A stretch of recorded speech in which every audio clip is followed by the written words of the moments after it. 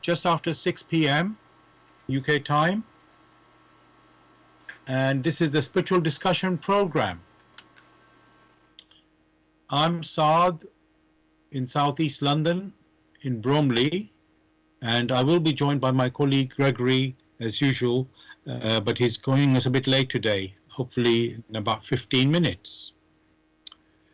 So just want to say, where I am in Bromley in Southeast London, the weather right now is a little bit cloudy, and it's been overcast mostly today, and the temperature around about, let's say, 20 degrees. So nice and, you could say, warm or mild. As I said, Gregory will be joining us a little bit later. And I want to let you know this program, the aim of the show is to introduce you to the spiritual knowledge in the light of truth, the Grail Message by Abdrushin. And we have a new topic every week for our discussions. The topic for tonight is Symbolism in the Fate of Man. Symbolism in the Fate of Man. You are welcome to join us with any questions or comments. The number to contact us on our UK number, it is 07939641958. You can call, text, or use WhatsApp. And if you're outside of UK, it is 00447939641958. Again, you can call, text, or use WhatsApp. And just listeners, in case you're wondering, how did we come up with this topic for tonight, which is symbolism in the fate of man? Well, you probably, those of you in UK know, this last weekend we just celebrated the Queen's Platinum Jubilee, her 70 years of reign in UK and in the Commonwealth. And there's a lot of, you could say, symbolism that was used there. So that was something I thought, okay, that would be good for us to discuss. And also, yes, we see symbols and flags used by countries and, religions, and in many places. So, but what about the meaning of these symbols? And does it bring faith to us as well? Because the symbols represent things. So obviously it would be good to know what they mean, and also do they affect our lives. So and things happen in our life when we wonder what they mean. So people might be wondering, what do these things that happen, which may be symbolic, whether they have a meaning or maybe they don't have a meaning. So that's what we'll be discussing in tonight's show. I would like to start with now, what is the Grail Message? The Grail Message in the Light of Truth by Abdrushin is a spiritual knowledge of life. It offers an explanation of the world, a picture of creation on the basis of natural laws.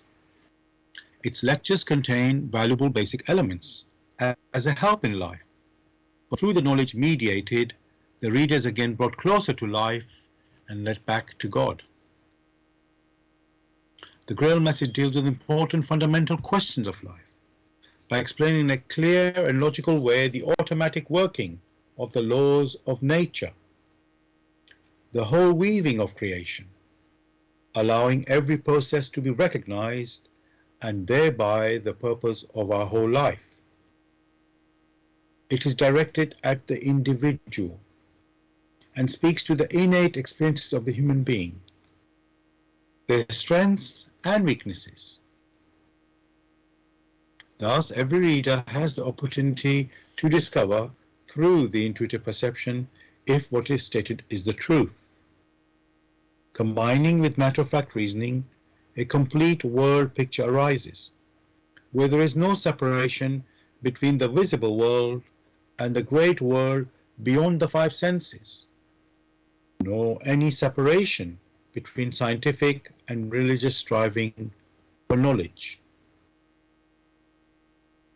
I'd like to give you a couple of quotes from the author of the Grail Message, Abdrushing. The hearer and reader of my lectures should always work within himself, keenly probing and building bridges from one lecture to the other, as well as out into the great and small world happenings. Only then will he be able to understand the Grail Message and find that it gradually shapes itself into one complete whole, without leaving any gaps. Again and again in all the happenings, the reader will come back to the basic features. He can explain everything without having to change even one single sentence. The word of the Grail Message lives, so that it permits only those people who really carry the honest desire in their souls to find abundantly. All else is automatically rejected by it. For the arrogant and those who seek superficially, the message will remain the book with 7 seals. And I'd like to give you one more quote from the author Abdrushing. I wish to fill the gaps which have so far remained unanswered in the souls of men, and which never leave any serious thinker in peace if he earnestly seeks for the truth.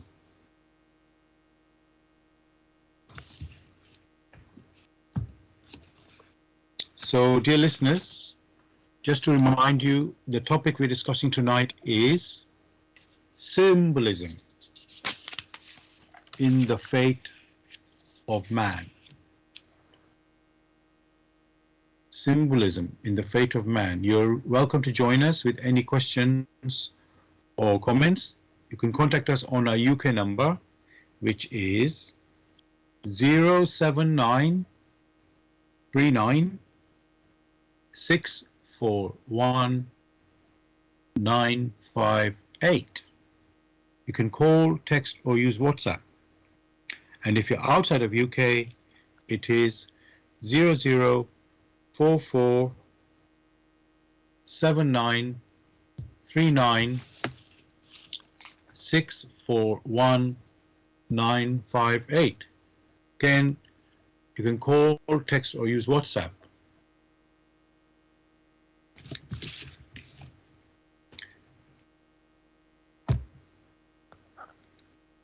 So, listeners, I'm just being told that maybe we're not live on the air. I would like to check that. So I hope somebody can let me know that. Anybody, please, if you can't hear, I know it's hard to tell that now, but just if they can get back to me, I was able to check. So, as I said, Gregory will be joining us in a few minutes in this show. Now, I was saying, listeners, symbolism. We've just had the Platinum Jubilee of the Queen in UK, and she's a Queen of the Commonwealth for some countries, some of the Commonwealth countries. And there was a lot of symbolism there. Now, of course, she wears a crown, we know. And on the crown there are jewels, obviously, and other symbols. Also, the colors. For example, the Queen, well, you could say in most of this Platinum Jubilee, the color purple has been used as a background, And people might be wondering, what is that color purple? Why is that color purple there? Well, it's a symbol of royalty, according to my research, and I would say to do with nobility. So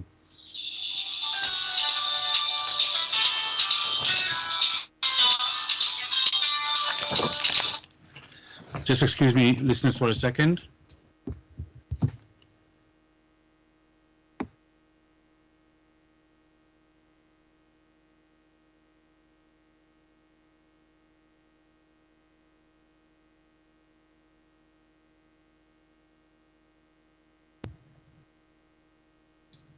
Hello, listeners. I'm back again. Apologies for that. I hope we are actually live.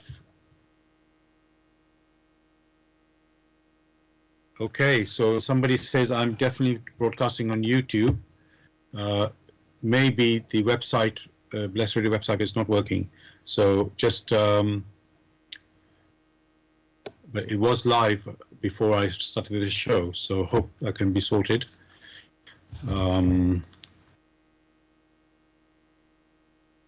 Just going to say that.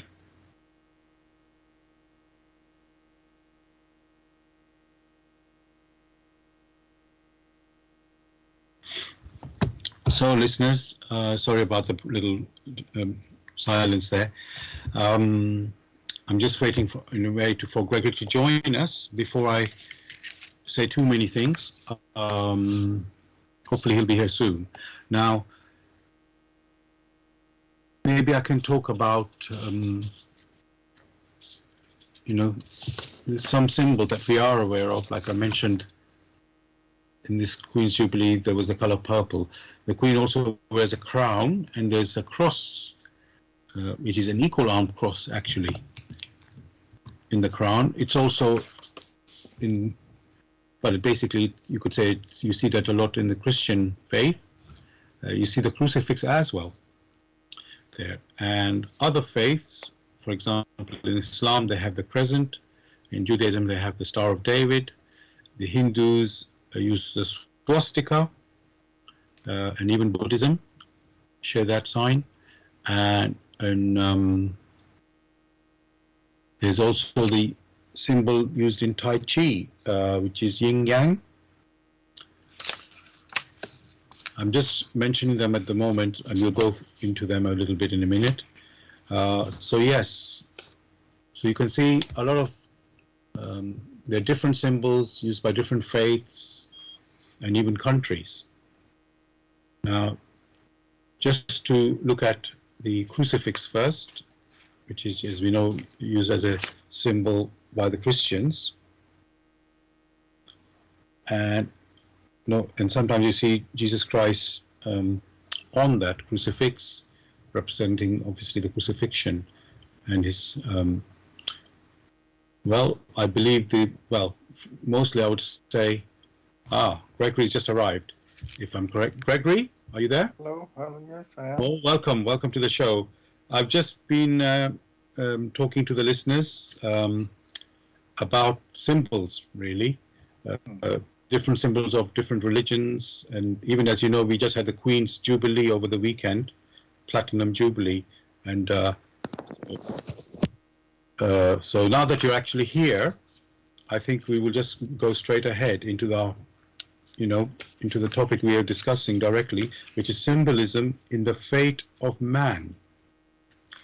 And Gregory, and just to remind you, listeners, you can join us in this discussion by contacting us on our UK number with any questions or comments.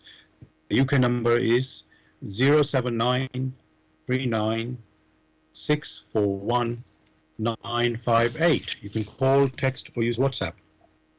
And if you're outside of UK, it is 00447939641958. Again, you can call, text, or use WhatsApp. And Gregory, somebody was telling me that maybe they can't hear us on the, we have 3 ways of listening to the show. So I have been told that we can be heard on YouTube, and we can be heard on Zeno, and It's just maybe the Blessed Radio website may not be working. So listeners, I hope, I always send that in all my messages. Hopefully you can switch on to one of the other websites which are working. So Gregory, just to say again, the topic we're discussing tonight is symbolism in the fate of man. And as usual, I like to check in the dictionary the meaning of the sort of key words. And so I looked up symbolism, and it says in the dictionary, for symbolism, the use of symbols to represent ideas or qualities. And yes, there's another meaning given as well in the dictionary, and it says an artistic and poetic movement or style using symbolic images, an indirect suggestion to express mystical ideas, emotions, and states of mind. So, Gregory, those two meanings, do they reflect what we mean by symbolism in today's talk or discussion? Well, thanks. To some extent, yes, but it doesn't give the essence of symbolism. Right. Or symbols. Okay. What should be the essence then? What have we missed here? One must understand or try to understand that symbolism or symbols, where you use symbols to mean something, these are only representation of that which is intuitive.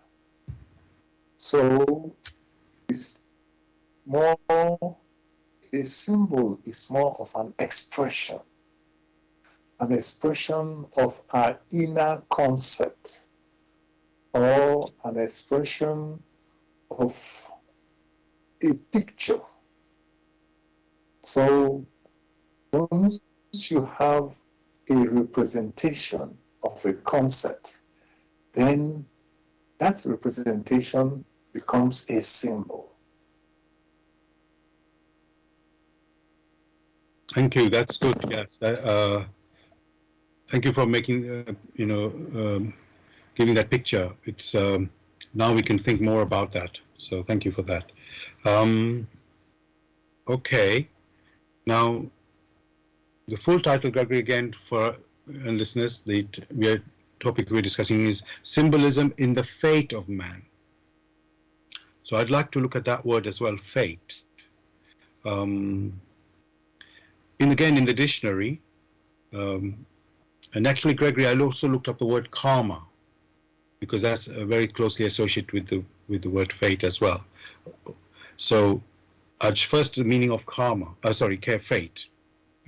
It says the development of events outside a person's control, regarded as predetermined by supernatural power. And Gregory, there's a second meaning, but I won't go to the second meaning just now. So, is that right, Gregory? Fate is the development of events outside a person's control, regarded as predetermined by supernatural power. Again, that turns out to be very wrong. For it is not outside the control. What is referred to basically as faith only. Sorry, Gregory, we're just losing you. Sorry. Can you just start again? Because yes, I can hear you now. Go ahead. Please start again. Yeah. Well, what is referred to as faith are only the reciprocal actions of events one had initiated long time ago. That is what faith is. It returns to each person the fruits that have accrued from their past activity. It's not likely to be only in this earth life, but in previous earth lives. Thank you for that, Gregory, because that actually is very much similar when I looked up the definition of karma.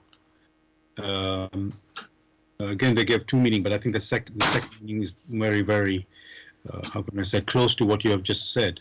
So I will say that karma is the result of a person's actions as well as actions themselves. It is a term. Correct. It is a term about the cycle of cause and effect. According to the theory of karma, what happens to a person happens because they caused it with their actions. Would you like to say something on that, Gregory? One can only embellish what has been said. It is not a theory. It is a fact that when one initiates an activity, there are consequences.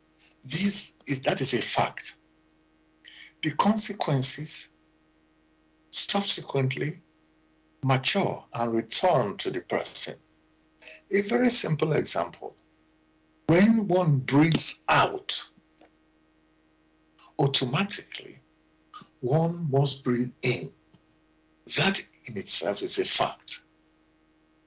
That which we now can verify physically is also in play in accordance with the laws which govern the activities in nature, in creation. Therefore, what is referred to as fate basically are only the returns or the matured fruits of seeds which might have been sown with your physical activity, with your thoughts activity, and with your intuitive perceptions. These three being three different kinds, different types, different species, but they can be linked, all right? They can be coordinated, and they may work here. The returns could be here or could be hereafter. It's all the same. Again, thank you for that answer, Gregory, or explanation. And listeners, just in case you might have thought when I use the word karma, I'm referring to, let's say, Hinduism or Buddhism, belief, faith. But actually, Gregory, as we know, it's also in the Bible, because we know Jesus said, "What you sow, you shall reap." And people may not connect that with karma. What you sow, you shall reap. So can I just confirm that, Gregory? Is that the same thing we are talking about? It is precisely the same. However, different groups experience it or they consider it differently. But basically, in the core of so-called karma, one must have initiated a particular event, and subsequently here or hereafter or here again, those events now mature. These events are the consequences and return to the individual. And also when we just discussed it a moment ago, I also thought of, we know that the laws of nature or laws of creation are, these events or activities happen within laws of creation or laws of nature. And it is, when you talk about sowing and reaping, that is very obviously what we see in nature. You plant something or sow a seed, and then you get a plant, and it grows into, whatever trees or whatever it becomes, whatever the fruit is, as we say. And then that is the harvest that comes out of that. So it's like we say, Gregory, it's just a way of expressing. One group, as you say, can express it this way, another group can express it that way, but it's exactly the same concept, or let's say reality rather than concept, because sometimes that means it may be a theory, and we are talking this is reality. So now, Gregory, I just want to point out one more thing which I also found in the dictionary. This is now, again, the meaning of fate. So now I have to say this looks like an example, but that's what it said in the dictionary. So I just decided to, I'm going to read it out like this. It says 3 goddesses who presided over birth and life of humans. Each person's destiny was thought of as a thread, spun, measured, and cut by 3 fates: Clotho, Lachesis, and Atropos. So I have to say I have not heard of these 3 goddesses, and even this how they describe it as each of these goddesses presides over the birth and life of humans. One is, let's say, that forms a person's destiny, like spinning a thread, and is measured and is cut. So I want to say, Gregory, could that be true as well? When these expressions are used, it is understandable because different cultures had different experiences.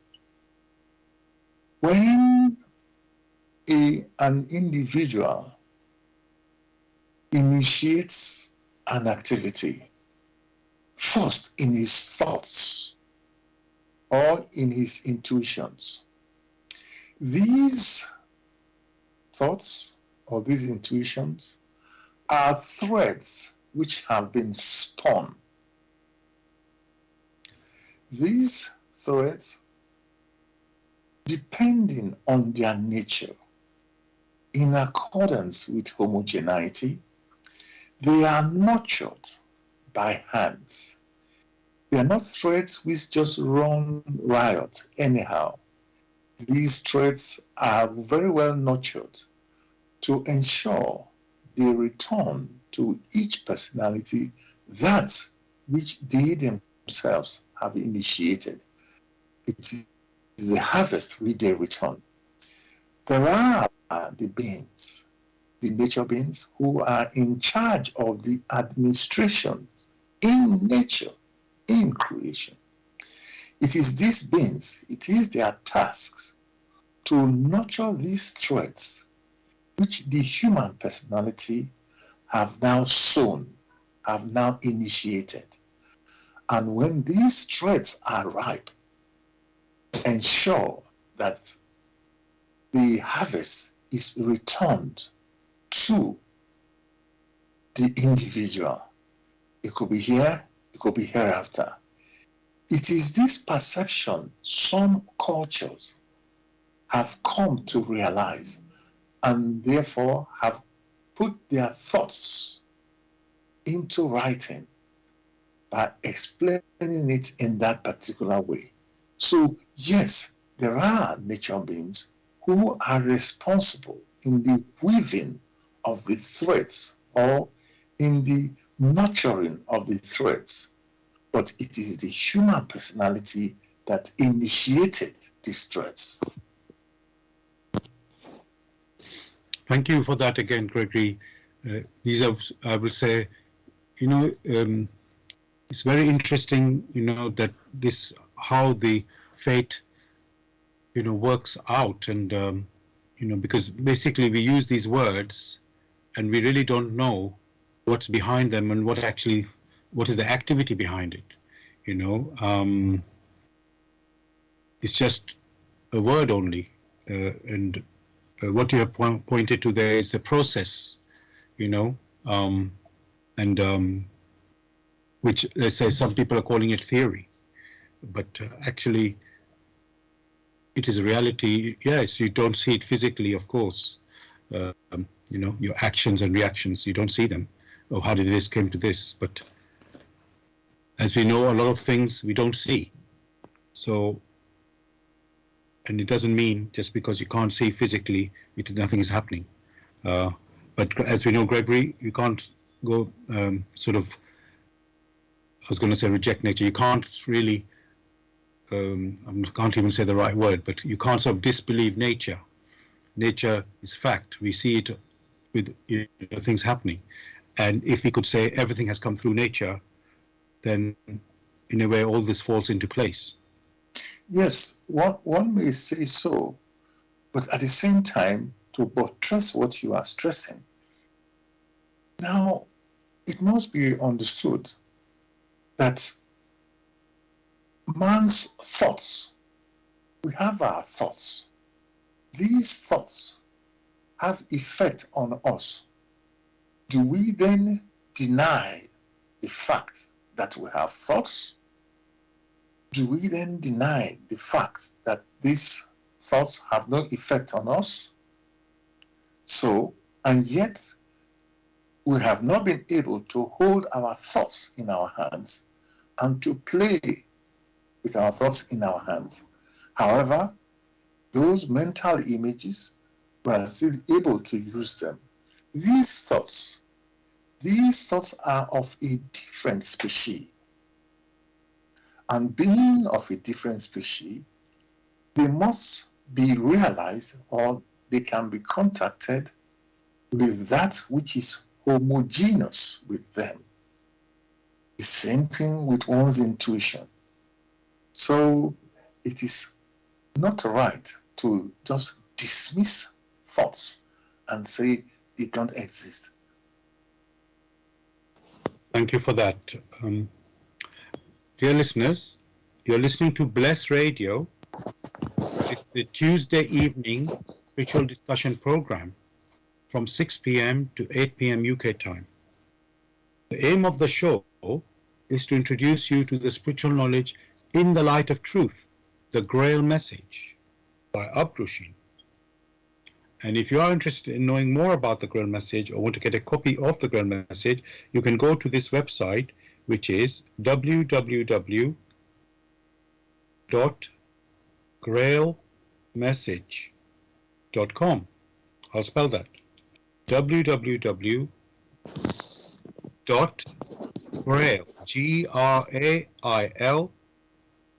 message, message.com. And the topic we're discussing tonight is symbolism in the fate of man. Symbolism in the fate of man. You can join in the discussion with any questions or comments by contacting us on our UK number, which is 079 39 641 958. You can call, text, or use WhatsApp. And if you're outside of UK, it is 0044 79 39 641 958. You can call, text, or use WhatsApp. And we are broadcasting on blessradio1, the number 1.com. Also, you can listen to us on YouTube. Go to youtube.com and type in the search box Bless Radio 1, again the number 1, space, live stream. And you can listen to the recording of this show the next day. Also on YouTube, go to youtube.com and type in the search box Bless Radio 1, again the number 1, space, Grail Message, space, the topic of the show, which tonight is symbolism in the fate of man. And of course, you can listen to our previous shows as well. Thirdly, we are broadcasting on Zeno, zeno.fm/Bless Radio 1. Zeno is ZENO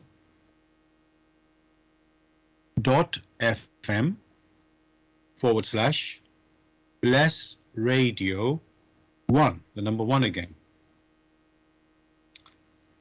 Now, Gregory, I think we've been through the title now, in quite sort of good detail.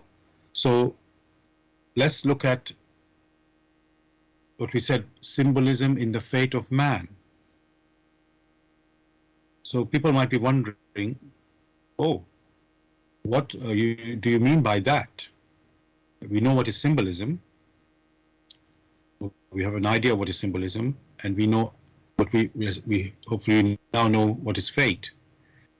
And by the way, listeners, when I use the word man, it is a completely general term, so I hope you're not, let's say, unhappy about that. So that's for humanity, that's what we mean, or mankind, or humankind. That's what we mean by the word man here. So, yes, so Gregory, so the question is now, what do we mean when we're talking about symbolic things happening in regards to fate? So, yeah, because we've said fate is there's one as a human being we do make actions and decisions, and then there's a consequence, and that is our fate. But what do we mean by symbolic fate? Agree? Are you? Yeah. I think you heard. Did you hear me? I think you're still on mute.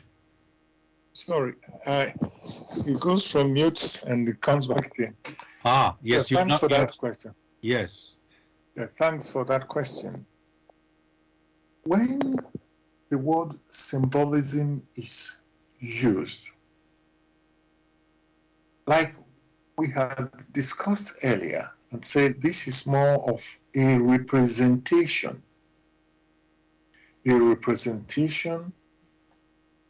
of that which one is unable to hold in one's hands. In quotes, it could be the representation of a concept, the representation of a reality, but which reality, the origin of the reality, the structure of the realities, the force of the reality, the nature of the reality is not immediately understandable. Because it is not that understandable, it becomes like there is an outward token to represent that which is non-physical. That token that represents that which is non-physical, one may refer to as symbolism. Now, the key thing here that everyone should strive to understand is that many a man had so many seeds, and there are returns from time to time. The seeds they have sown, the threads they have spun, these threads mature. And when these threads mature, they return to the individual that which he or she has put in creation. These returns could be pleasurable. These returns may not be very pleasurable. And the returns could be downright evil, even because if they themselves had woven evil, of course, in accordance with homogeneity, they should expect something similar. However, as a man matures along the line and comes to understand or senses that which he himself has done has not been right, and tries to make reparation, tries to make amends, that helps to shore up his immediate ethereal environment, such that when these returns come, these returns need to be expiated, need to be experienced, All the man needs to do is to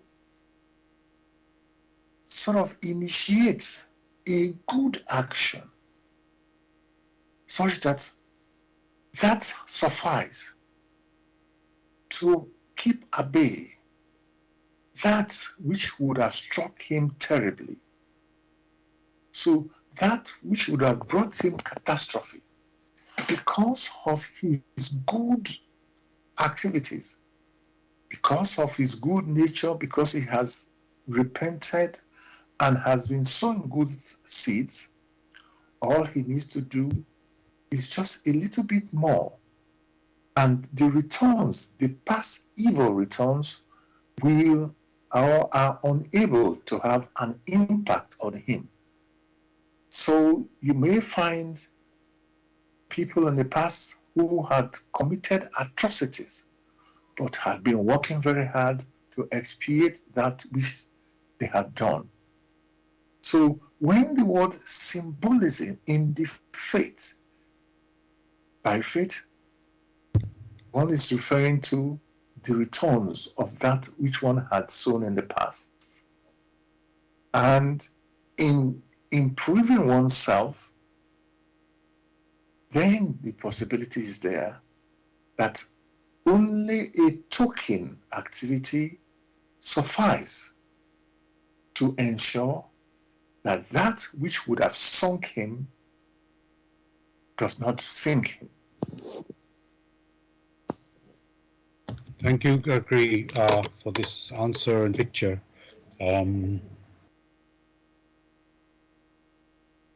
So what you're saying is that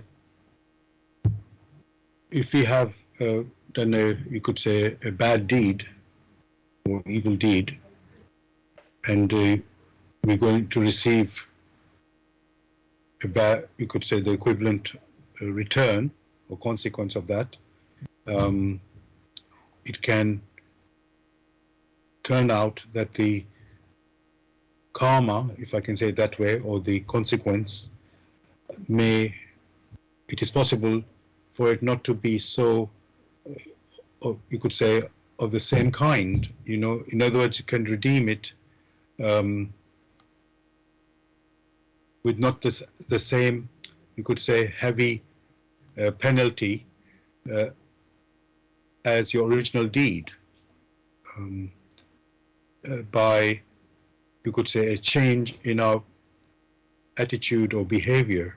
So you could say the karma is softened somehow than the original deed you'd expect to get for that deed you have done. So that is, you could say, a very good thing to hear. And again, Gregory, as we mentioned, fate is meant to be in our hands. Yes, nature is the one that brings, the reaction and the consequences, but somehow we make our decisions, we make our actions, and somehow the reaction does come, but it's also we could say the extent of that reaction is somehow also in our hands, which is we could say, a very surprising thing to know or to hear.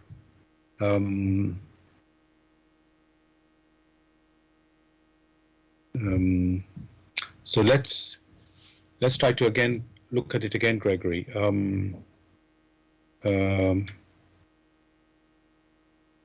I mean, it seems too much of a miracle, Gregory. Everything can be you could say, in our hands. So is that really right to say that that all? Maybe I should put it another way, Gregory. Does it mean every action they have done, misdeed, let's call it a misdeed, every bad deed, can be softened in this way? Is it possible? Or is there more to it? In accordance with the laws of nature, the laws of creation, all that a particular personality has initiated, that means has woven or has given rise to, that is taken up and nurtured. These are threads which are nurtured in loyalty, such that he or she must taste of that which they themselves have put into creation. For in initiating these activities, the power which streams in creation, in nature, is only lent to them. It is that power that the personality uses for his thoughts, for his physical activity, and for his spiritual activity.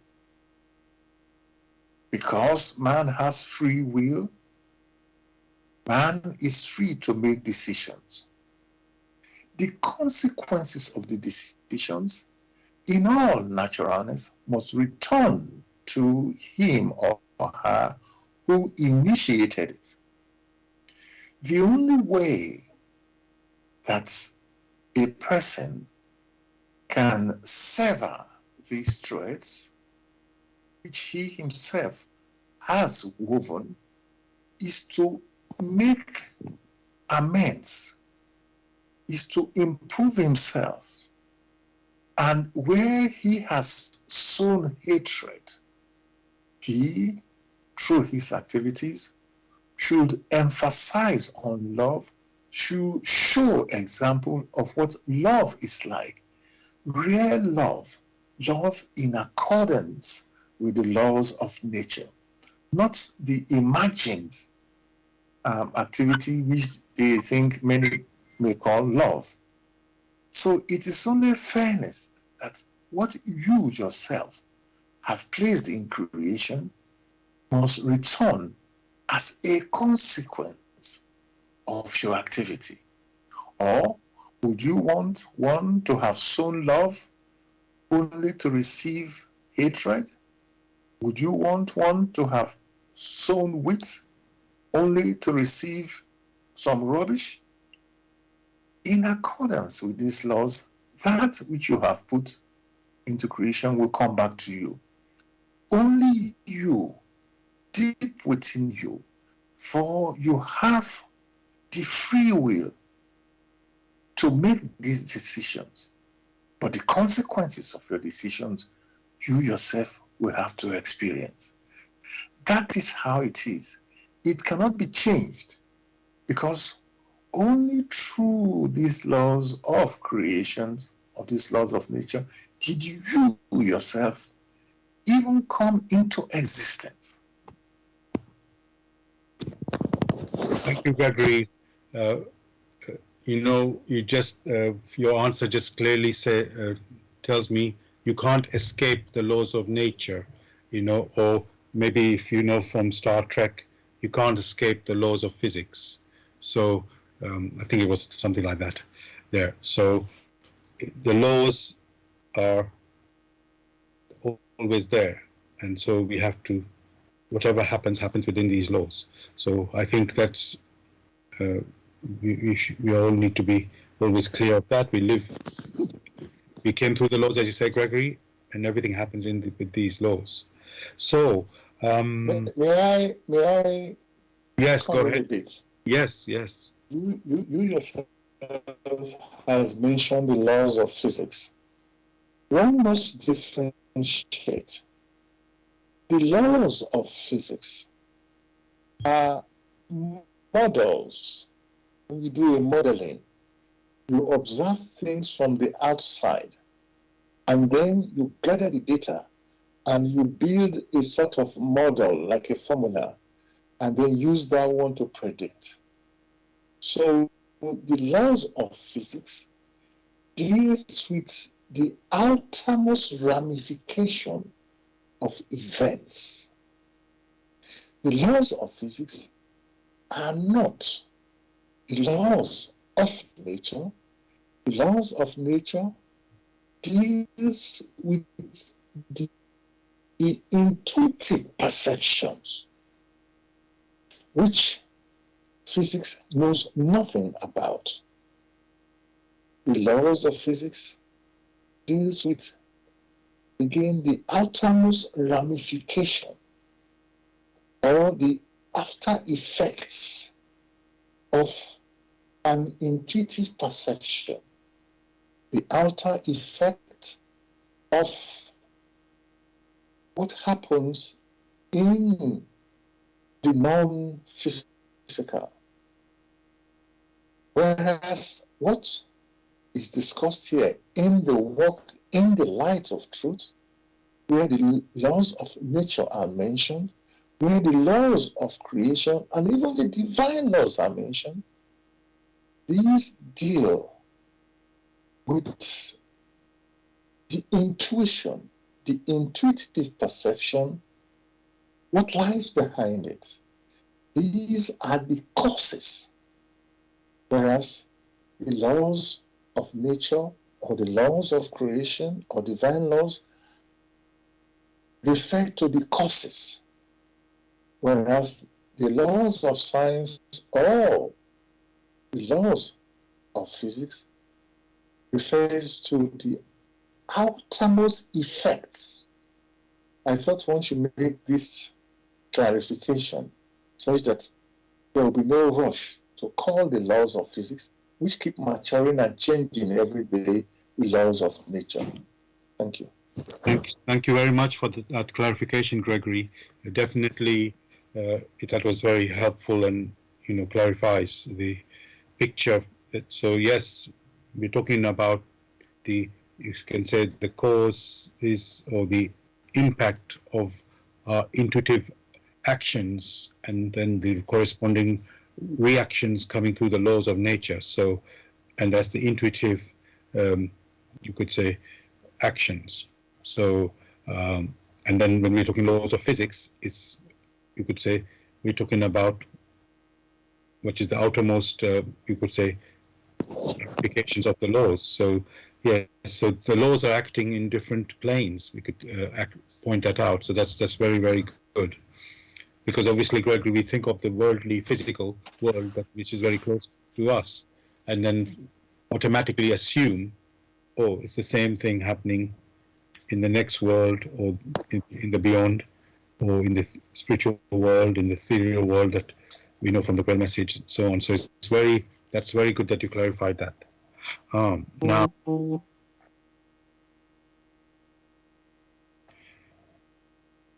so Gregory, let's talk about that actually. If you do something, we talked about karma, and then we know that can take effect in previous consequences of previous lives.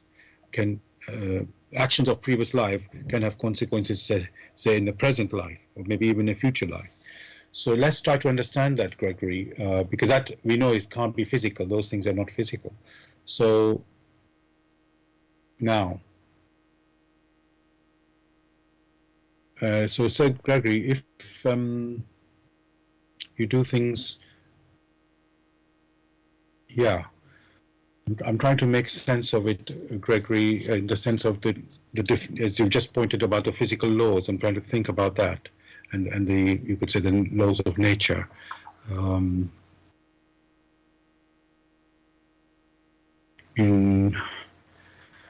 just trying to think of what sort of question I can ask in relation to that.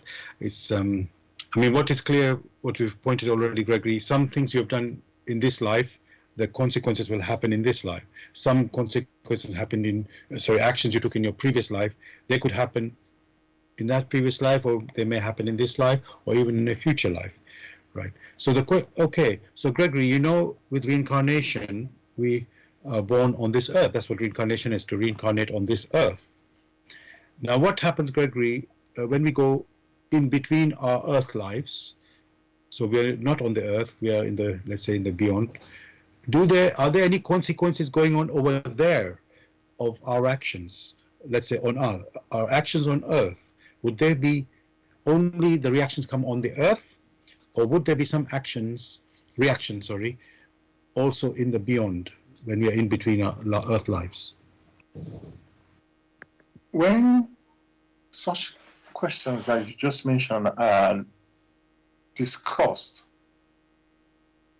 one must ask, what is it that initiated a particular activity? There are some activities which are initiated on a physical level. There are other activities which are initiated on a non-physical level. That means these activities could be either ethereal, or it could be animistic, or it could be spiritual. That which is spiritual or animistic or ethereal transcends the boundary of that which is physical. So, if an activity is initiated, say in one's thoughts, those thoughts are not highly physical because you can't see it. The question is that, where are those thoughts? Those thoughts, having been not physical, exist in a realm. And because motion is a law in creation, there is always movement. That which has been initiated will definitely grow, come to maturity, and will return to the individual that which he or she has placed in creation or in nature. As at the time these threads mature, the person who initiated them may not be on earth again. The person must have maybe passed on. So some of these threads may have to be experienced whilst they have left the earth. There are some who sink to such depths where the realization of such thoughts is only in such hellish environment. Therefore, they go to such an environment, such hellish environment, in accordance with the attraction of homogeneity, where they will share of that which has matured for them. That realm is not of the earth. So, once they have departed, they themselves will have to experience it until it dawns or something awakens deep within them, and they then reject that this cannot be right. Then the possibility is there where they will be led out from such an environment gradually. Such activities, such leading out of such environment can happen in the beyond, depending on where the personality has been drawn to. Can also happen whilst one is still here on earth. So you will find that there is mobility here and there. But on many occasions, that which has been carried out physically is only nice that is redeemed physically.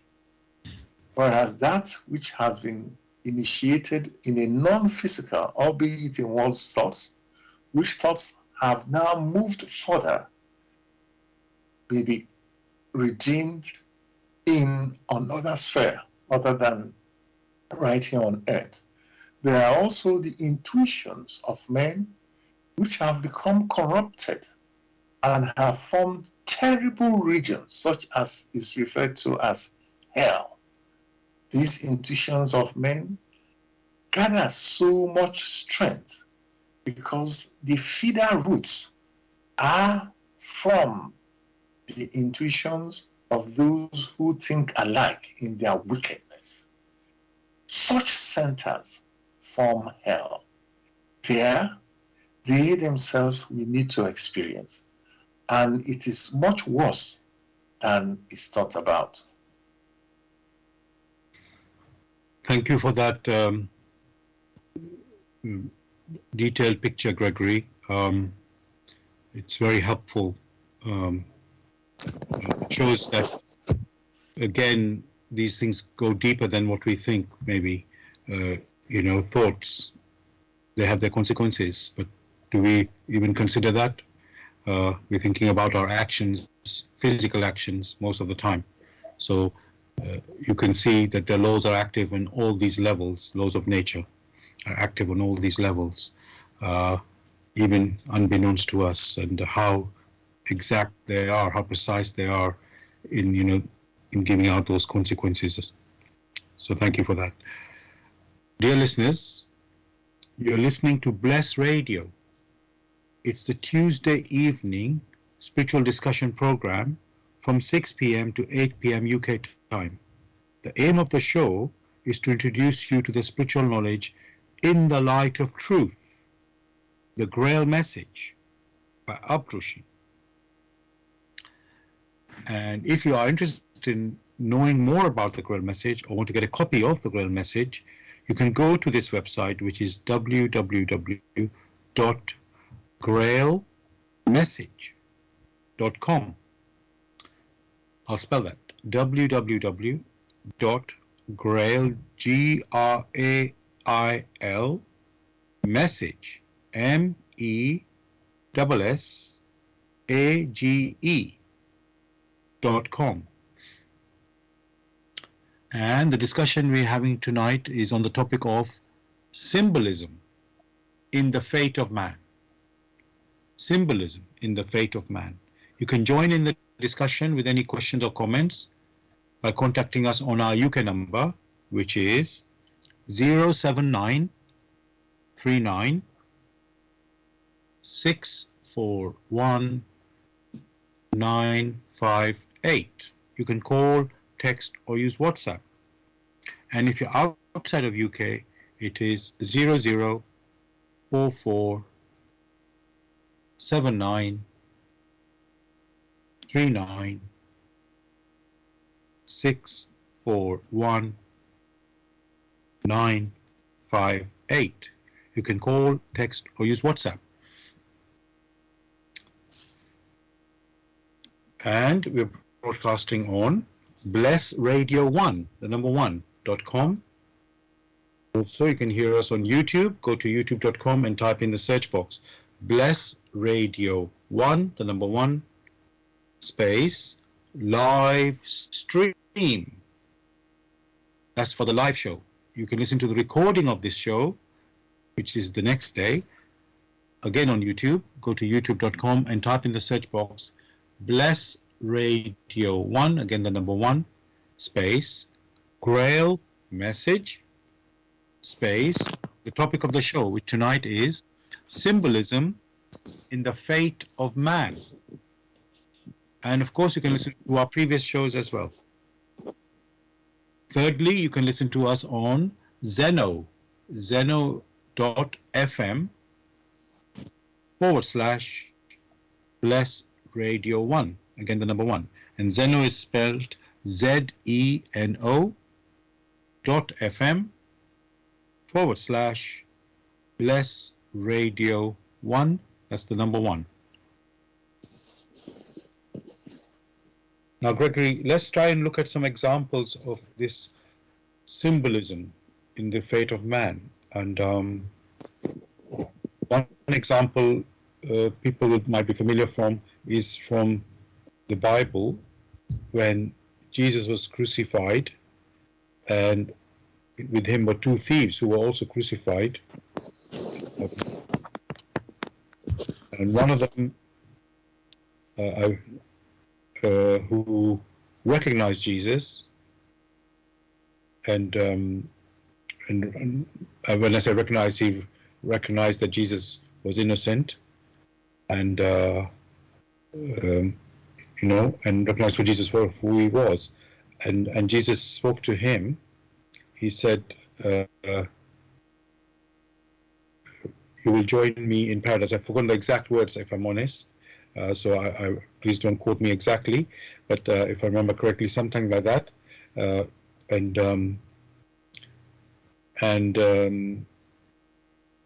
So Gregory, it's like that Jesus was saying, "You have redeemed." I mean, if we could say, look into these words, that you will join me to. I don't even remember if it's tonight or you will join me in paradise. I think that's something like those words were spoken, and so. And the person had committed a crime. I think he was a thief. If I have to say, I'm not remembering everything correctly, but he had committed a crime, and he was punished by being crucified on the cross. And yet Jesus said to him, "You will join me in paradise." So I want to understand, Gregory, was that a symbolic atonement there? One may say it is symbolic, but there is more to it. First, the thief on the cross admitted to himself that he has done wrong. That is undeniable. And therefore, the punishment meted out to him, he accepted it. That is another level of maturity he has attained. A third level was that he recognized Christ, first as being innocent. That is a fourth level. And he had the boldness and in simplicity to make a plea to him who many did not recognize, to help him. Such humbleness, coupled with the physical suffering inflicted on his earthly body, was sufficient to enable the environment around him to become bright in purity. For he himself first admitted and was able to recognize Christ, and was able in simplicity and humility to ask for help. Christ, being the personification of divine love himself,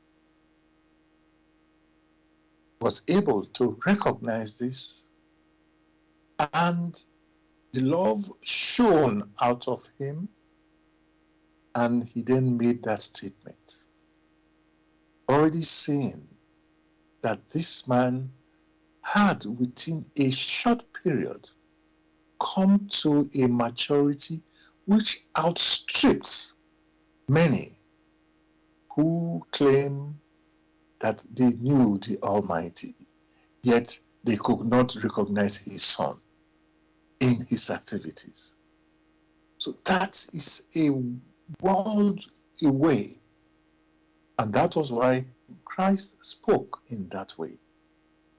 The reverse was the case when the other thief or murderer on the cross made all sorts of statements. But the difference is clear. Thank you, Gregory, so much for that um, explanation. Um, and it really you can really see, let's say, the specific points about how that thief who was the one who recognized Jesus, how he came to that, those steps that allowed him to be redeemed, you could say, and Jesus to recognize that and, say, you will join me in paradise. So Jesus spoke those simple words, but the what lies behind it, or what was behind it, you could say it's really incredible to see that picture that, these are the steps that led to that. So thank you for that. Now, because people, Gregory, could say, oh, there was some interference in that case by the Son of God, Jesus, there. But that's not the case at all. He was complying, or if I say complying, maybe it's not the right word. He was completely acting in accordance with the laws of nature. You take an action, and it accords a particular reaction, which is alike with that action, and that is why you can redeem that. Okay, or he can redeem what that thief can redeem what he did. Now, another thought comes into my mind, Gregory. What about prayer? Can we redeem through prayer rather than redeeming through well, I say that, but let's say, can prayer help redeem harm? Let me say that way. The question is, what do many understand by prayer? Is it the recitation of formulas or the opening up of one's intuition to the power that streams in creation, through creation, and making use of these streams of power, making use of them to bring benefits to the individual or to the individuals? If it is the recitation of a formula, absolutely not.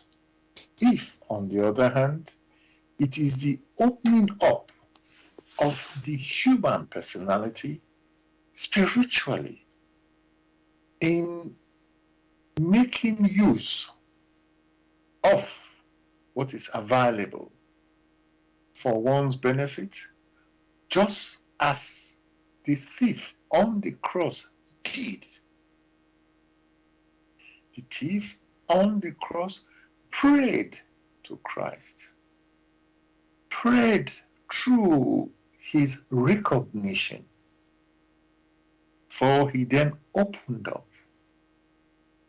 In opening up, one is able to draw off the power and use of this power in accordance with the laws of creation, such that this power help the human personality to rise.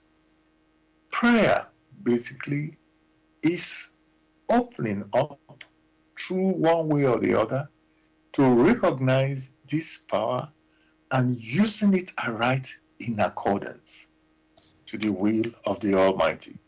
It is not the recitation of a poem or of how wonderful creation is or how wonderful the Almighty is, but consciously using this power which streams in creation for upbuilding.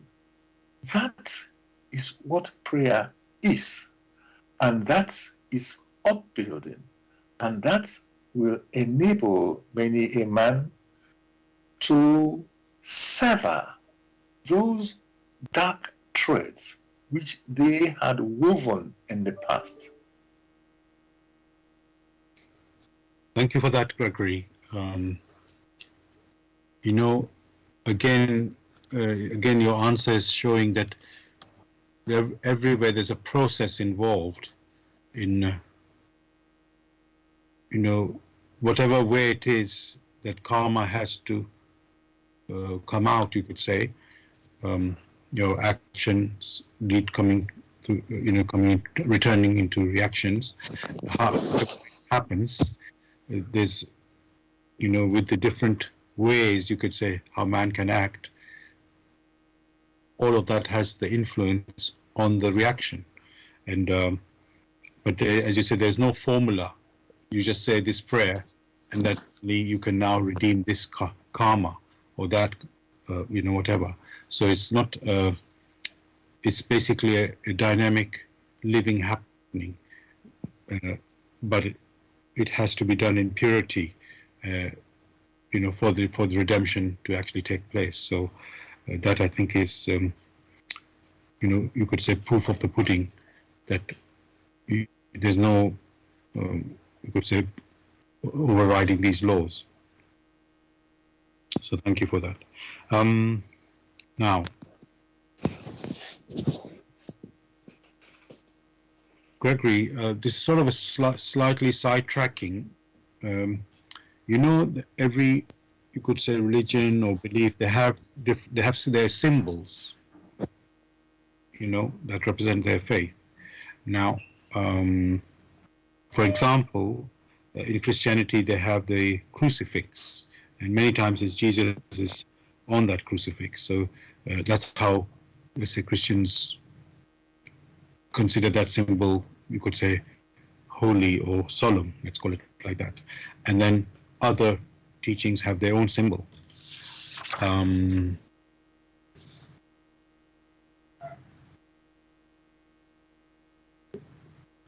know it's a little bit off track, but I'm just wondering, there are symbols, and what they're supposed to represent something. So let's, maybe the Christian one is quite straightforward, Gregory, because it's the crucifix, and you could say that's where Jesus died on the cross, on the crucifix, if you can put it that way, and it is a sign of redemption, you could say. Now, and believing in Jesus. May I come in very quickly? Sure. In that crucifix, in which reminds the human personality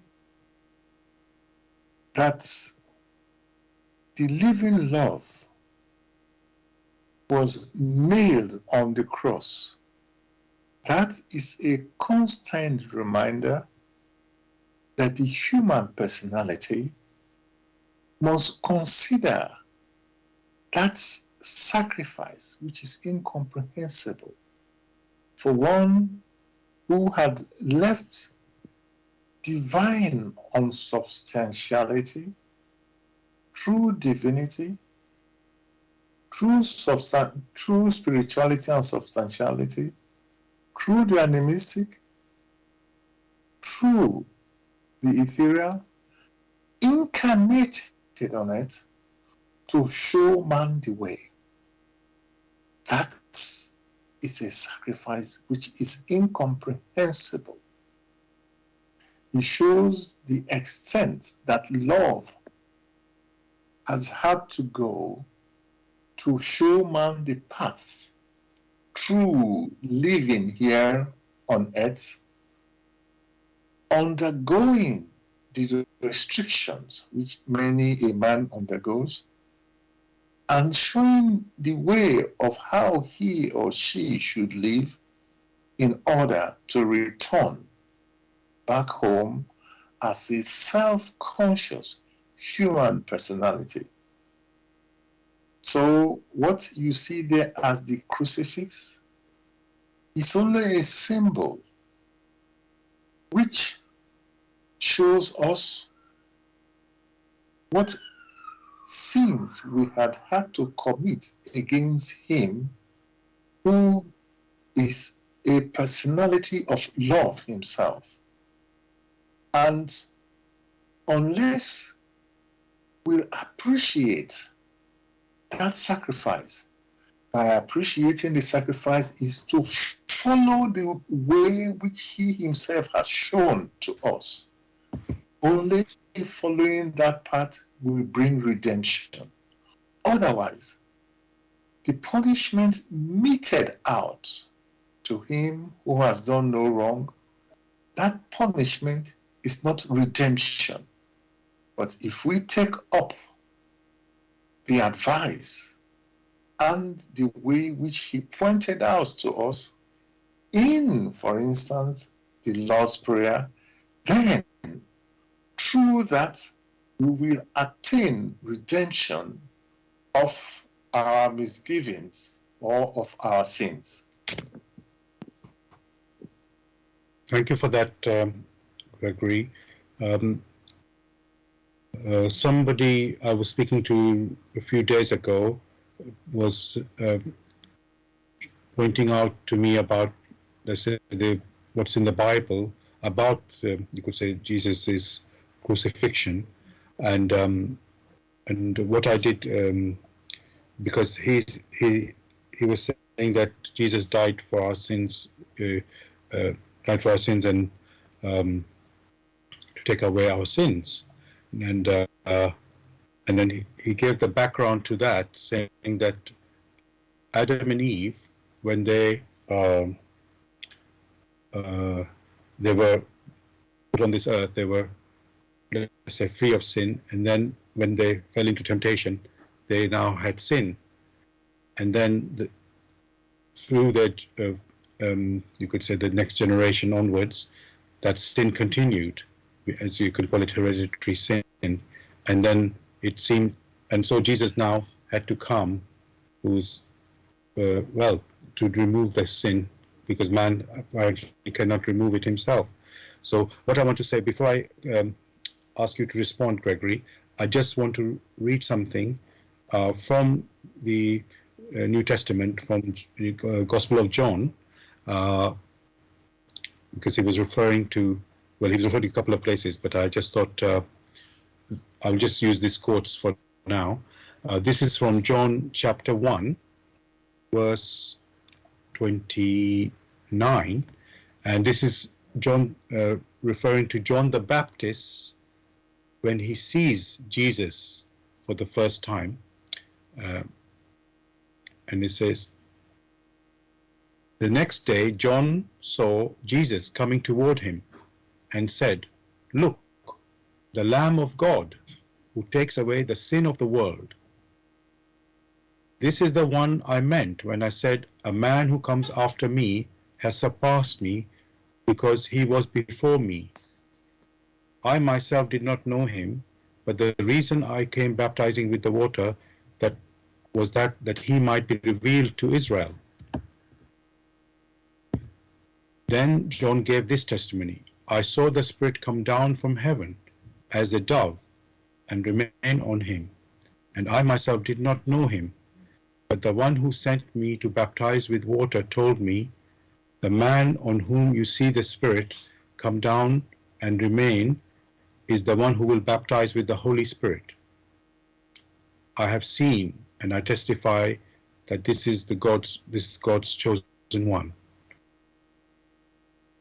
So, Gregory, I know I read quite a bit there, but here is John the Baptist pointing out that Jesus is the one who is the Lamb of God, and he will take away the sin of the world. And the extra bit I read was that John the Baptist, he himself is baptizing with water, but Jesus will baptize with the Holy Spirit. So that confirms that he's the chosen one, God's chosen one. So that is, Jesus is the chosen one, of course. So, Gregory, my question on that is, from these words, it looks like Jesus has come, he says, to remove, who takes away the sin of the world. So that's why when the Christians believe in the symbol of crucifix, for them it represents Jesus dying on the cross to remove the sins of the world. So that's what I would like to just say. Ask you to respond. Sorry. Very simply, it should be considered very carefully. Were that the case, then would Christ have said, whatever a man sows, that is what he will have to reap? It means from what, or the interpretation that has been given to that passage, that in quotes, Adam and Eve, they have sinned. According to Christ's words, whoever has sown, that he must reap.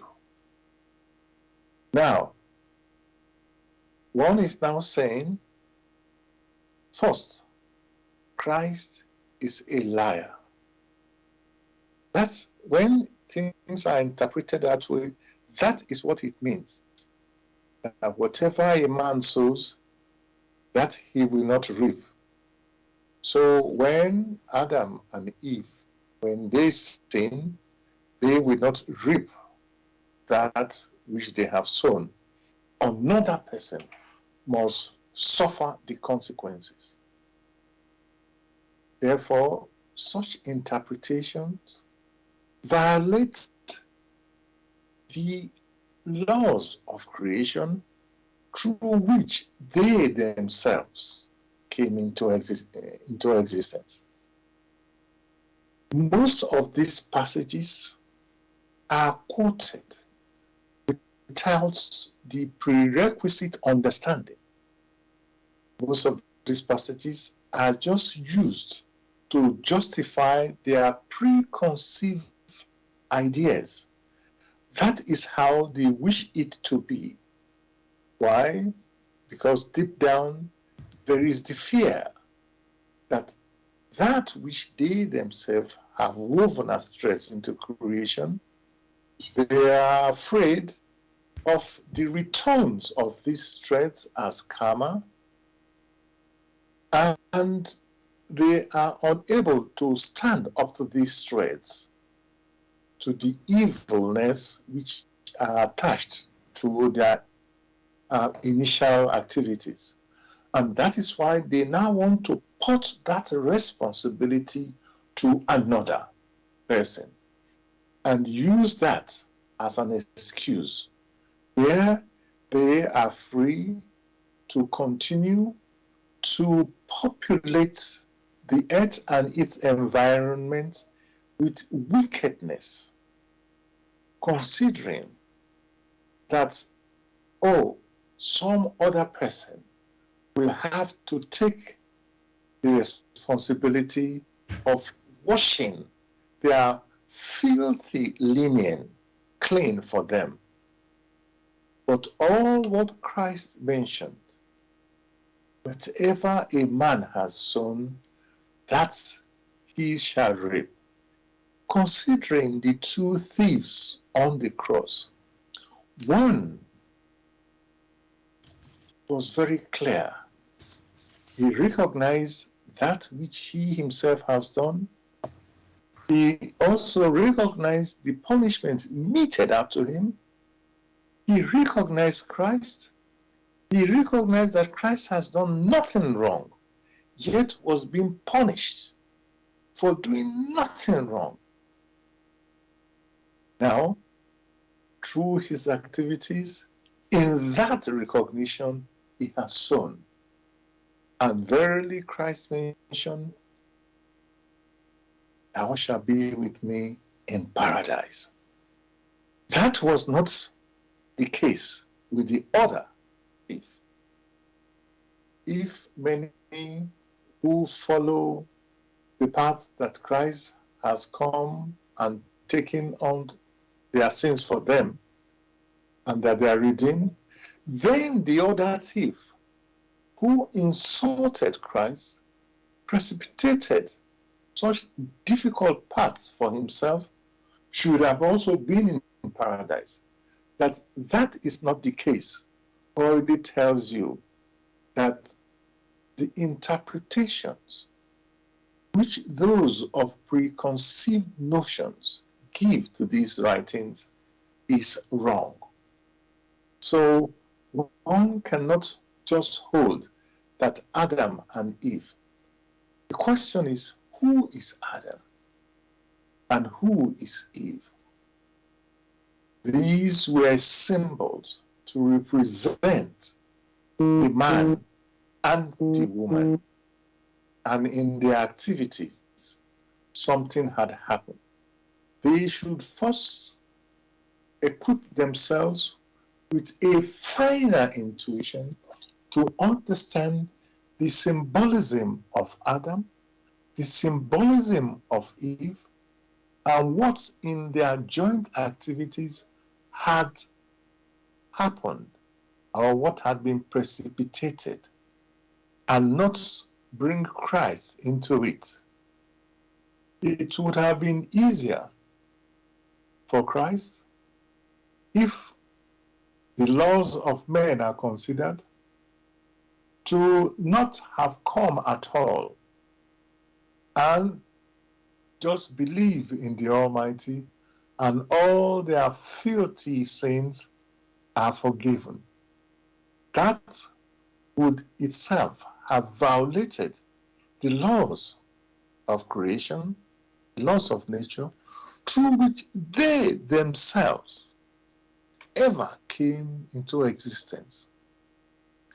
For such who hold such notions, which notions are not in accordance with the laws of creation, they mark themselves as those who are not fit, who are weak, who are unwilling to change themselves for the better, but are mere sycophants, who are unfit to enjoy of the grace which has been granted to them for self-improvement. Thank you, Gregory, so much for this answer and explanation and understanding, giving us understanding about these, let's say, important, I'm going to use the word stories in, the life of Jesus, and the Bible actually, because we talked about Adam and Eve there. So it's really, how can I say, it really helps us to understand properly, what in the right way, what these words mean, and how it, unfortunately, they have been, let's say, misdirected and misinterpreted, in time, from how they were actually meant to be. So it's a shame that this is the case, but thank you for clarifying and giving this picture. Dear listeners, you are listening to Bless Radio. This is the Tuesday evening spiritual discussion program. The aim of the show is to introduce you to the spiritual knowledge in the light of truth, the Grail Message by Abrushin. And if you are interested in knowing more about the Grail Message or want to get a copy of the Grail Message, you can go to this website, which is www.grailmessage.com. I'll spell that. www.grail, Grail, message, MESSAGE.com.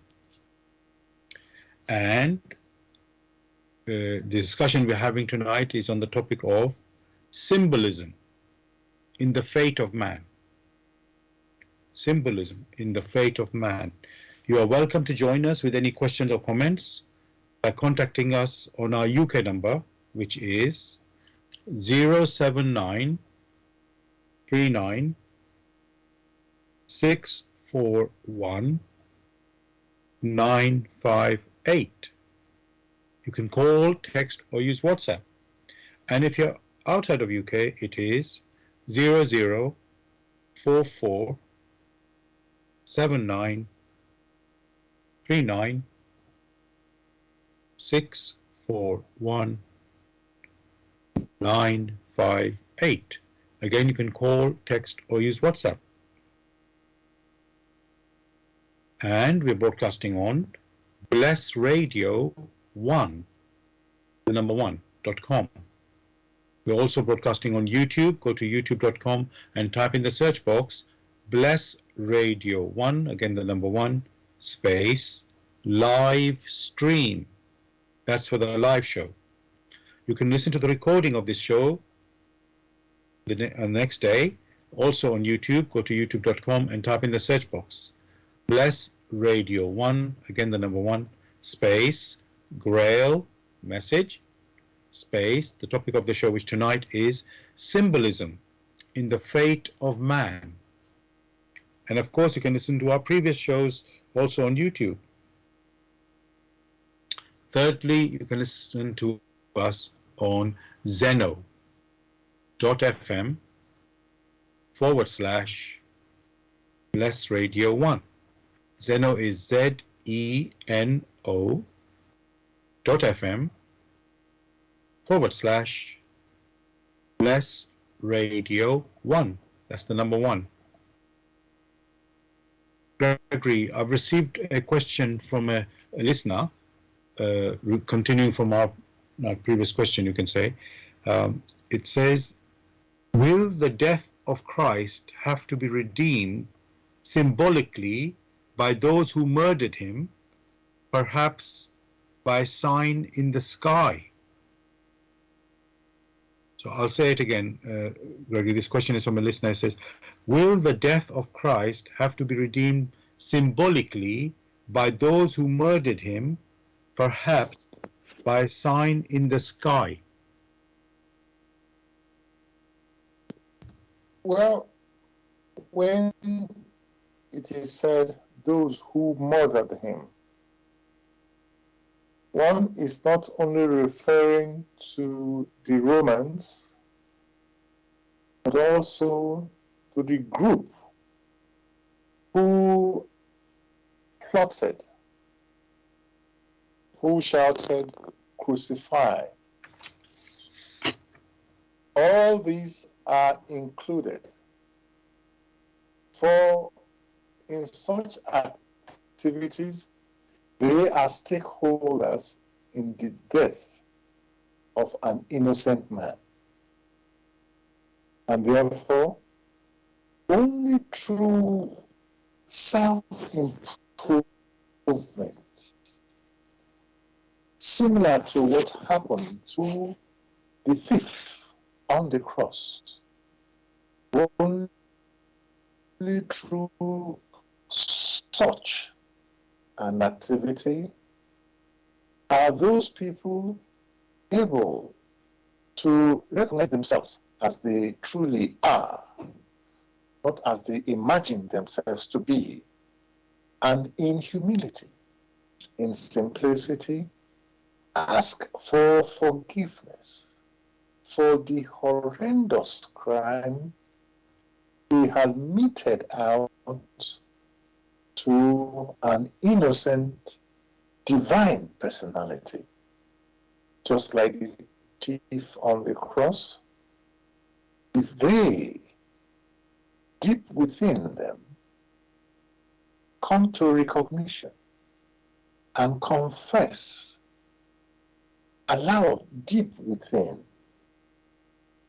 as long as such are genuine, then those threats are taken up and in accordance with the laws of creation of he or she who seeks will find. Who asks will be granted. Who knocks? Such activities of the human personality, seeking intuitively, seeking for forgiveness intuitively, who knocks to open his soul wide, who investigates, and who then recognizes in his or her activities that it is one for all and all for one. In such an activity, he or she opens himself or herself.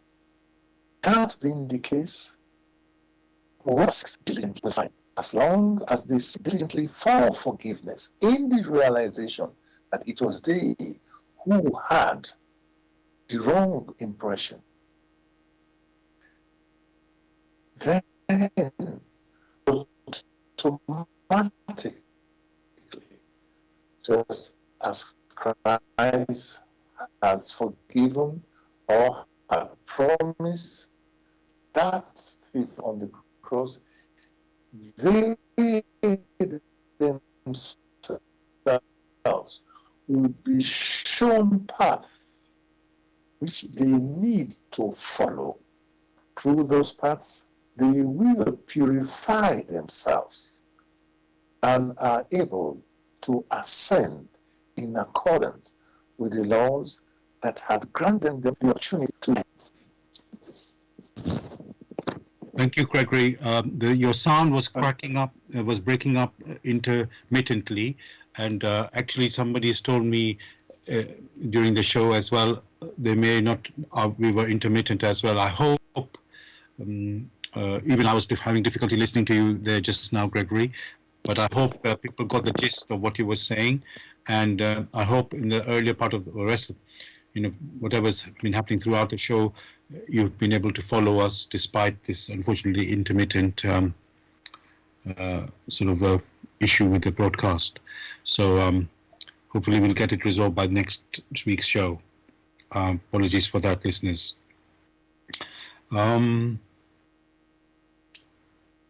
Gregory, there's another, I'm just trying to think. There's, I don't have this exactly accurately, Gregory, but we are also told that we must be born again, and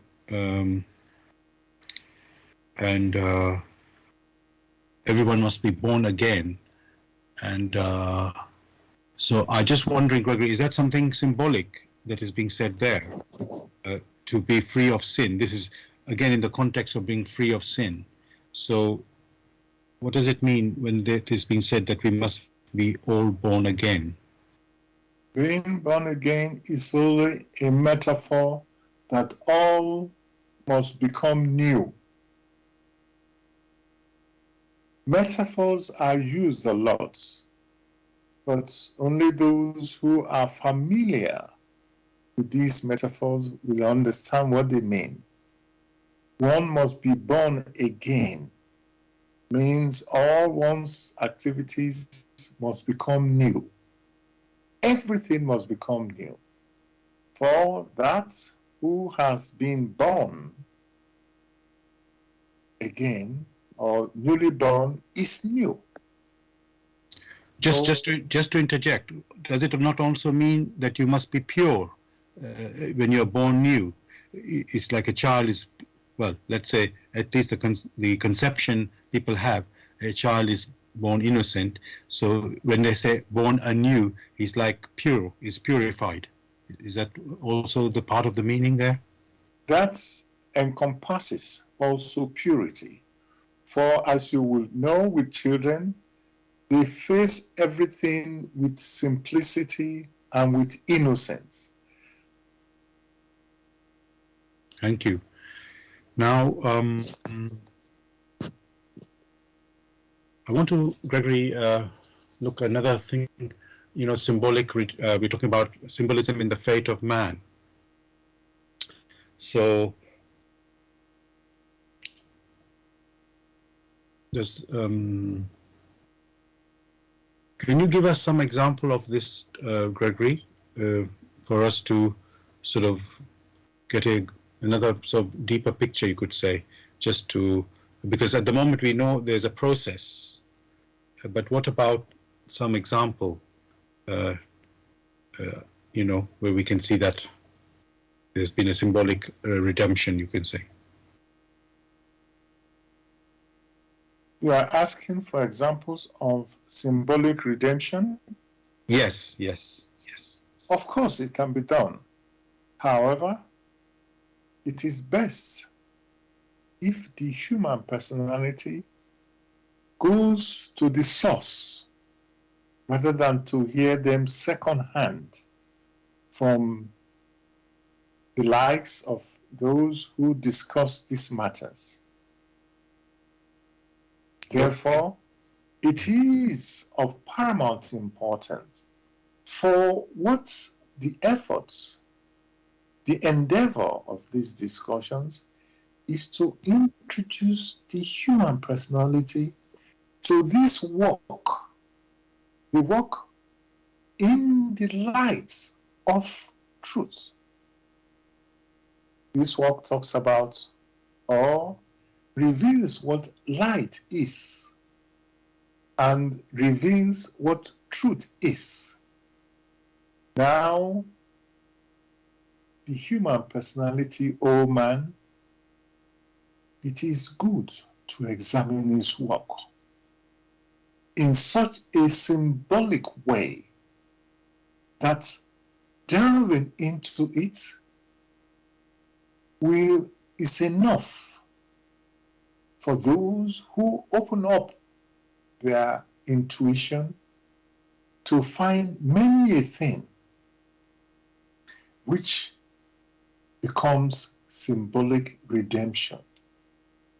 The examination of the work itself is symbolic redemption. The making the work as an integral part of the human striving, again, is symbolic and it is redemption. In fact, making the work one's own opens the gates of paradise to man.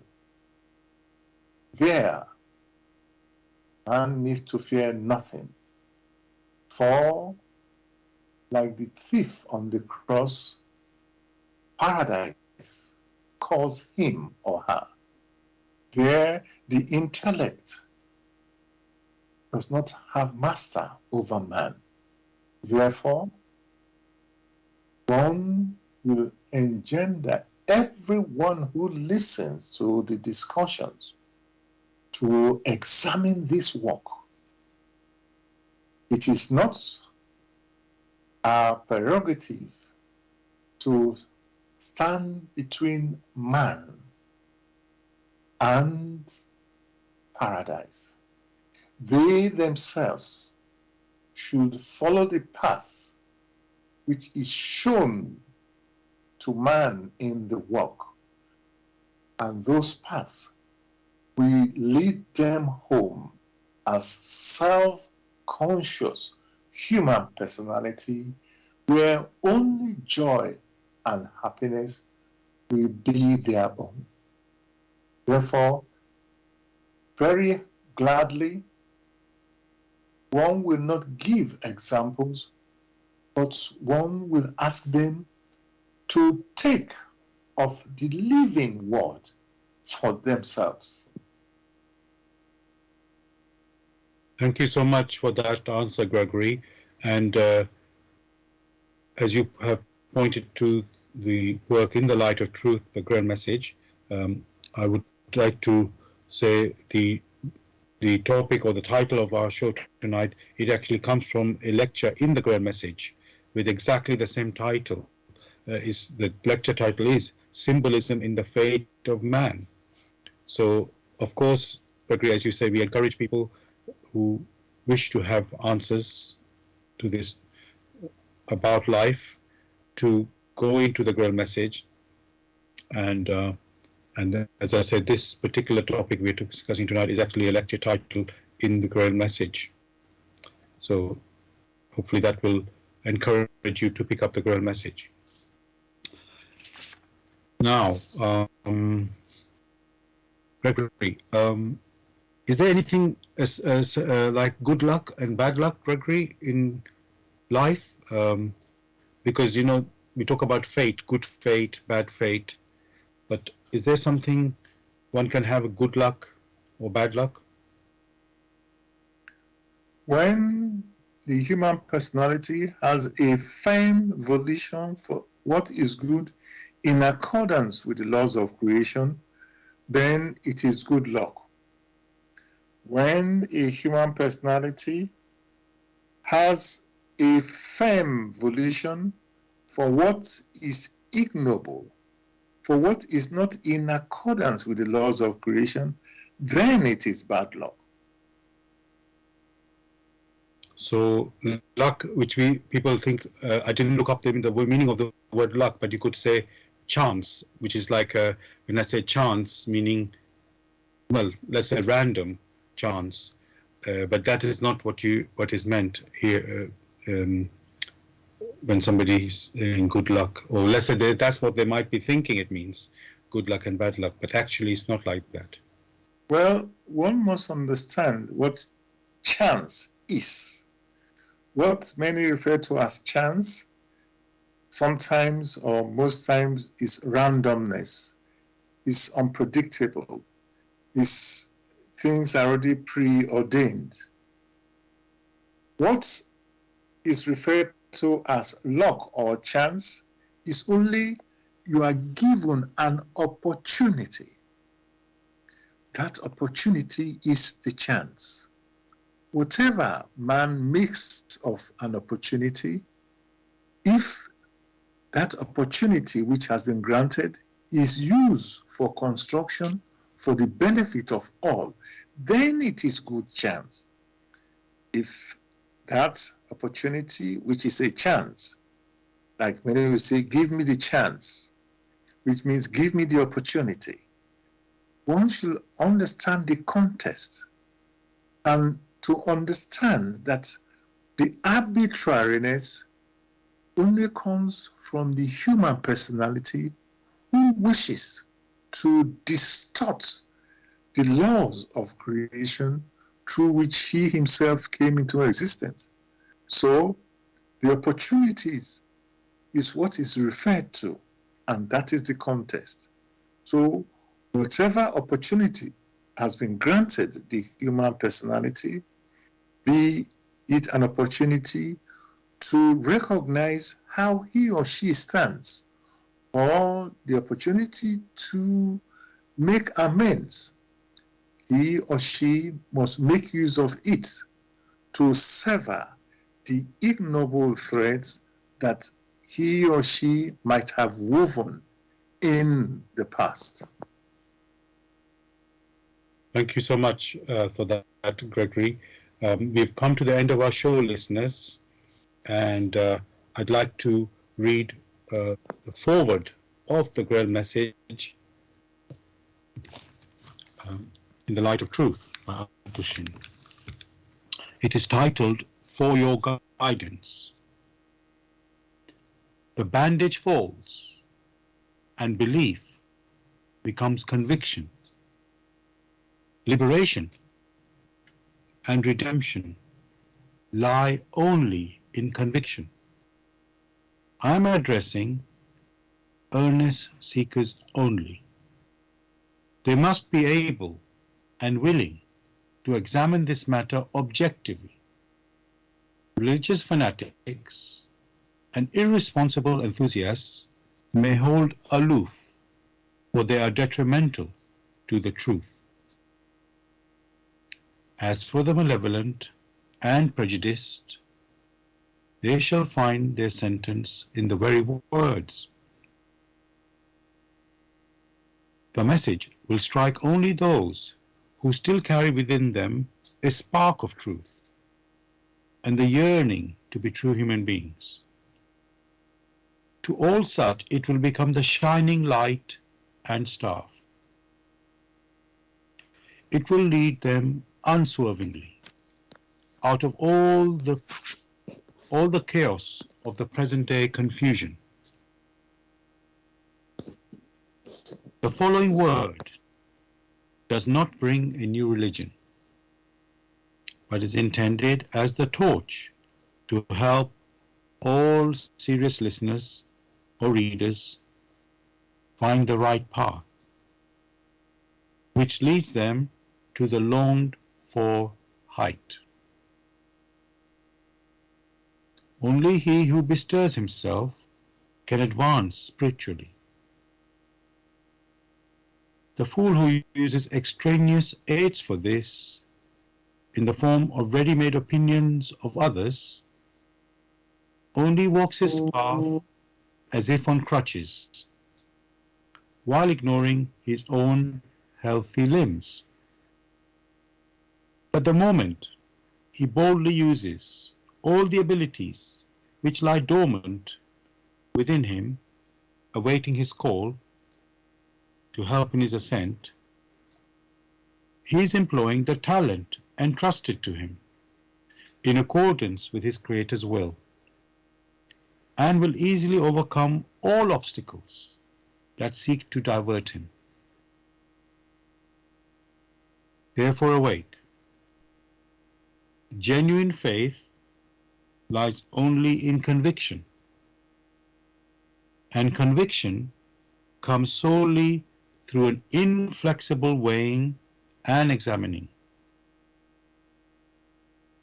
See that you're truly alive in the wonderful creation of your God. Abdrushin. Gregory, is there anything you'd like to say to the listeners to say goodbye? Wishing everyone a beautiful week. Thank you. And the same from me, listeners. We'll be back as usual next Tuesday, 6 p.m. to 8 p.m. UK time, with another topic. God bless. Good night. Take care.